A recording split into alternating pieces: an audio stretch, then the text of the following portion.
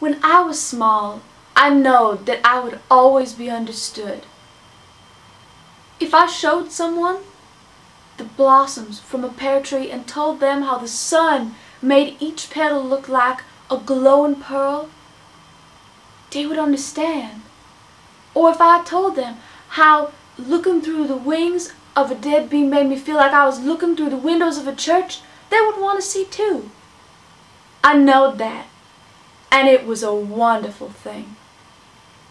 At the age of 16, I changed from the girl, Joni Crawford, to the woman, Miss Logan Killix. That was when the petals started to fall off of my pear tree. I realized that my husband couldn't see nothing in them pear petals except for something else he would have to clean up, something that would make more work for him. He was just too old to understand. Now, I don't mean he was too old on the outside.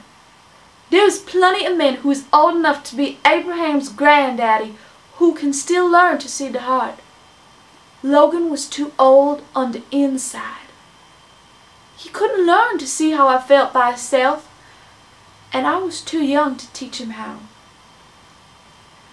After a short time that seemed like ages, I met Jody. When a woman is so full of confusion and disappointment, all she can see in a man is either filth or perfection.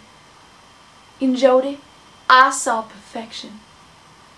Perhaps I was wrong to run away with him, but all I could see in Logan was filth, and there was no room in that filth for my pear petals. Jody took me to a place that looked just like paradise. It was made up of a white house, fancy clothes, and everything else I had ever wanted, except for one thing: understanding love. Jody didn't love me. He loved the idea of me, the idea of a Mrs. Mayor Starks. He couldn't understand why I wanted to go fishing at midnight just so I could see a sliver of moonlight jump out of the pond and bite onto my fishing hook. His heart was just a blown-up bladder of pride. I grew so tired of being a big nothing covered with lace and admiration that when he pushed my soul, I just had to stick my needle words into his puffed-up chest. When I did that, all the pride seemed just to seep right out of him.